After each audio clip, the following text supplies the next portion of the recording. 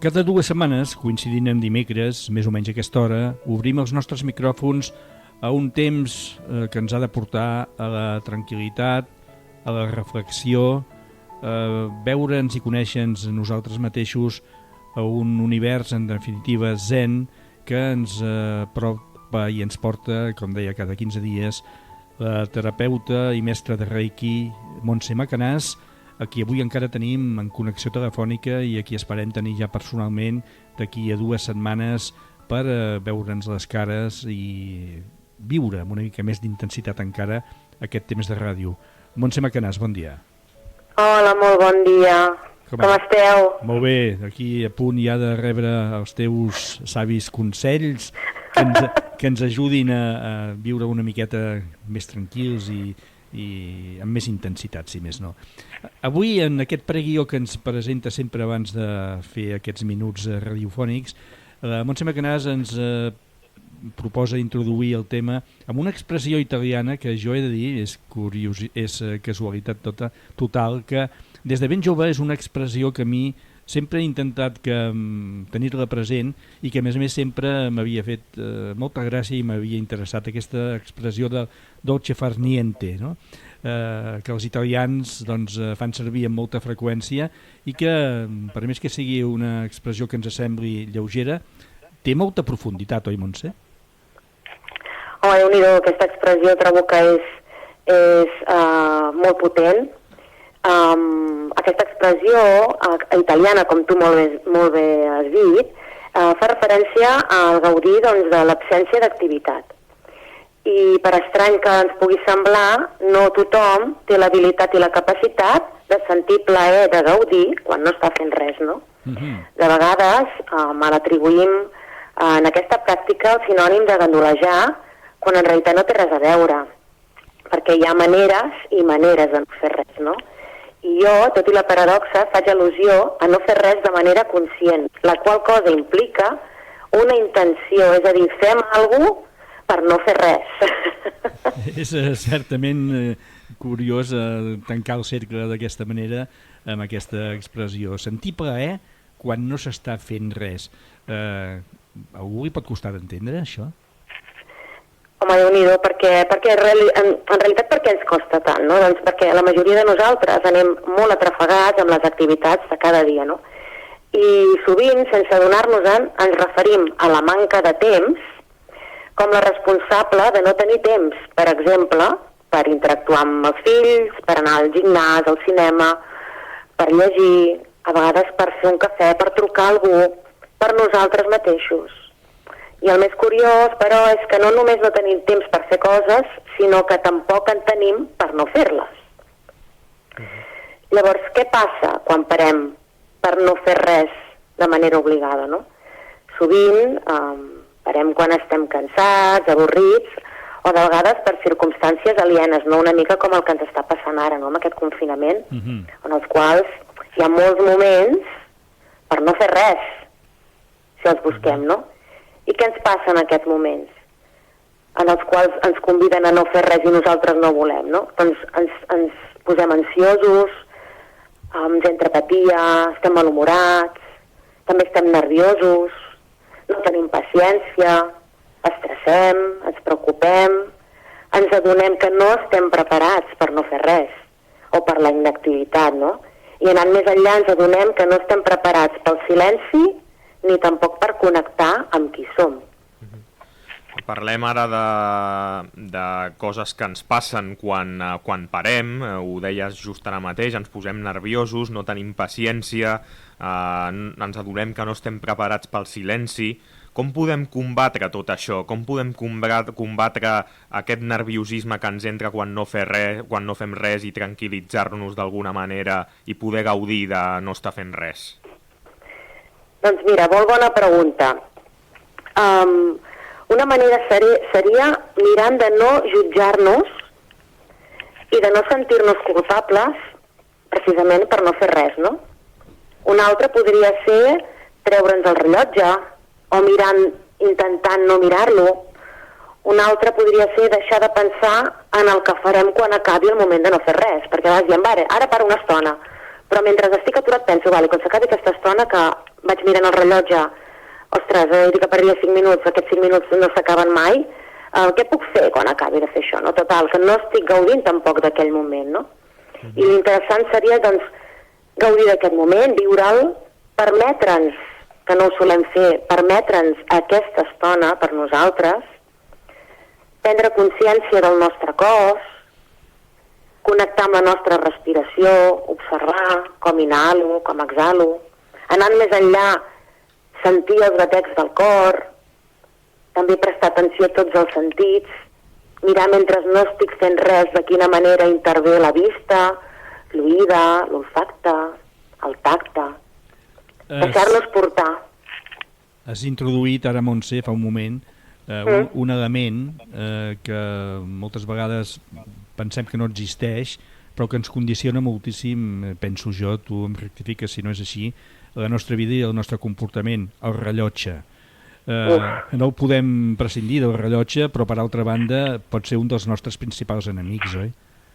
Sí, la veritat és que el rellotge és necessari fins a cert punt perquè és cert que el dia té 24 hores i nosaltres, doncs, la nostra activitat ens porta a anar marcats pel rellotge, no?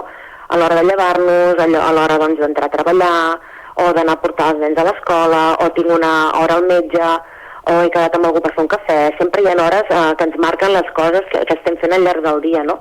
Però també podem decidir no portar el rellotge a sobre i guiar-nos una mica pel sentit nostre. Si jo sí que em llevo, m'ho invento a les 6 del dematí, més o menys anar observant què és el que vaig fent durant cada estona, perquè tots tenim una rutina, i si ens adonem anem seguint un tempos, i moltes vegades el rellotge ni el mirem més que quan hem de sortir. Si fixéssim una mica les vegades que realment mirem el rellotge amb sentit, veuríem que no són tantes, perquè el nostre cos ja porta un rellotge intern, i podríem anar perfectament sense rellotge i només tirar, doncs, en algun moment puntual potser escoltaríem les campanes de l'església, o potser si tens un forn a la cuina que porta rellotge el mires un moment per veure, doncs, que vas seguint una mica la dinàmica tal com toca, o potser mirant no sé, el rellotge del cotxe, o a vegades preguntant a algú. Jo, mira, fa anys i panys que no porto rellotge i no arribo mai tard enlloc, al contrari, sempre arribo abans. I no porto rellotge des de fa, si dic 10 anys, potser fa més. Interessantíssima reflexió aquesta sobre aquest element, sobre el rellotge. Avui estem efectuant aquest temps de ràdio a 3 bandes, una en aquests estudis de Ràdio Sambi i Ràdio Llavaneres, l'altra en la connexió telefònica amb el domicili de la Montse Macanàs, i ara s'incorpora una tercera banda, que és la Irene Gil.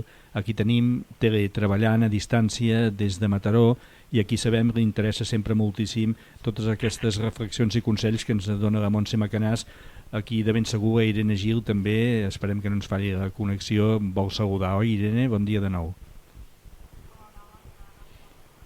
Sí, endavant. Hola, Irene.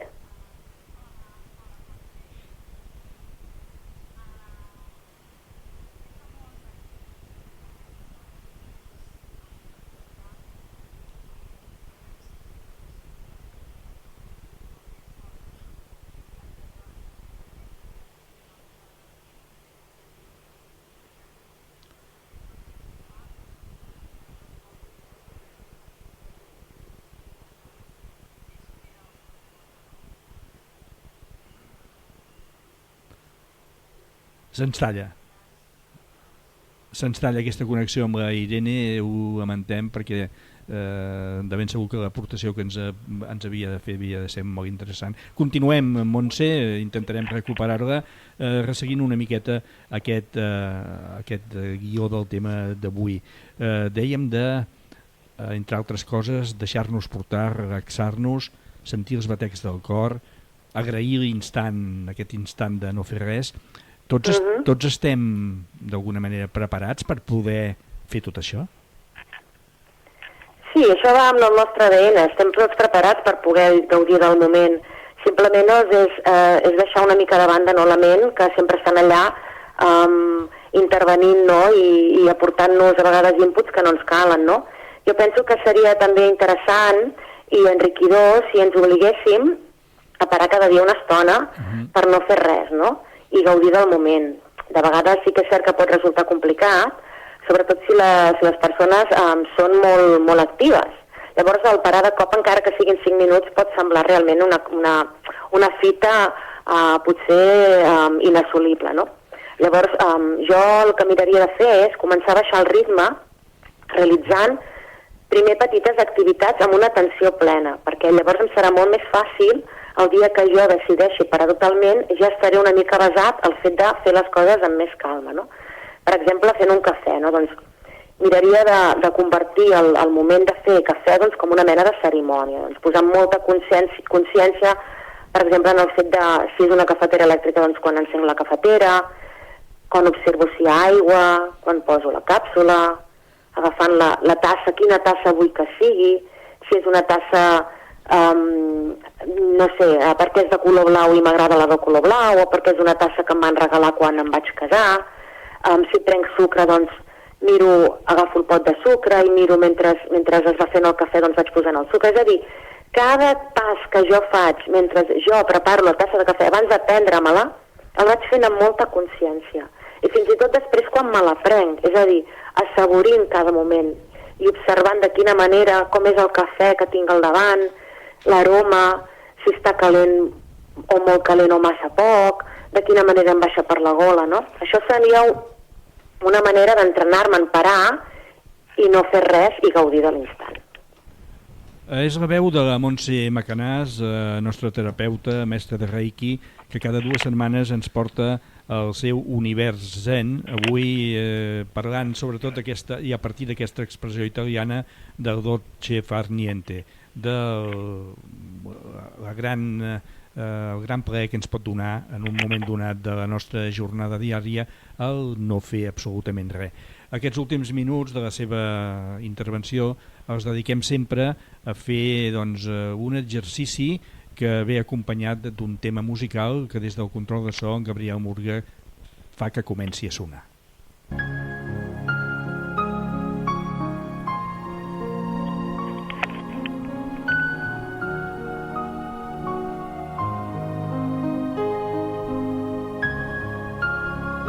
Inhaleu i exhaleu lent, tranquil, calmat, profund.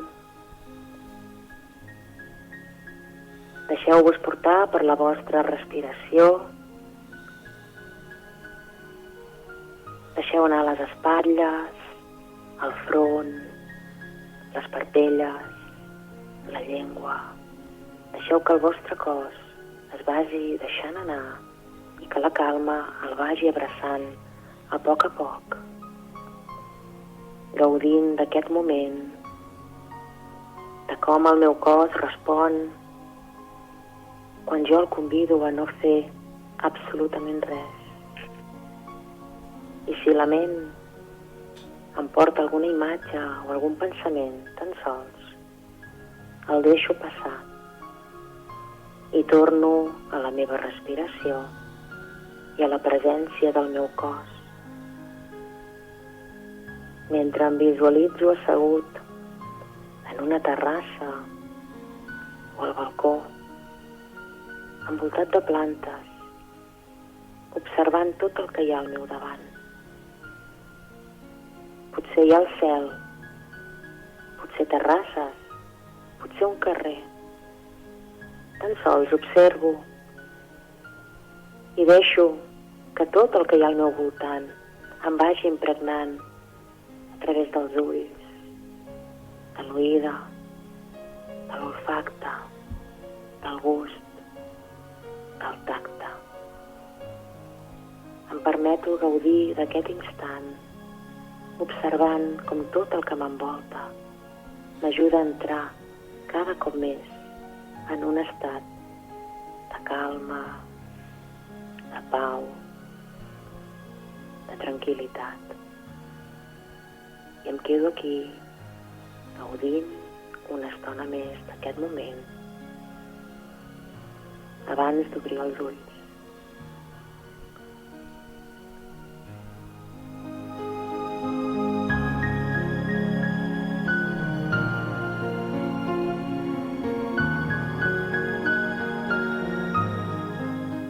comencem a obrir els ulls i a treure'n conclusions d'aquest temps de ràdio que ens ha portat la Montse Macanàs, a qui li hem de dir, sincerament, que hi ha hagut oients que ens han fet partíceps de que en la seva última intervenció van efectuar l'exercici que ella ens proposava i que malgrat la distància, malgrat no tenir-la davant i a través de la màgia que és la ràdio, doncs van poder gaudir d'aquests instants, penso, tan profitosos.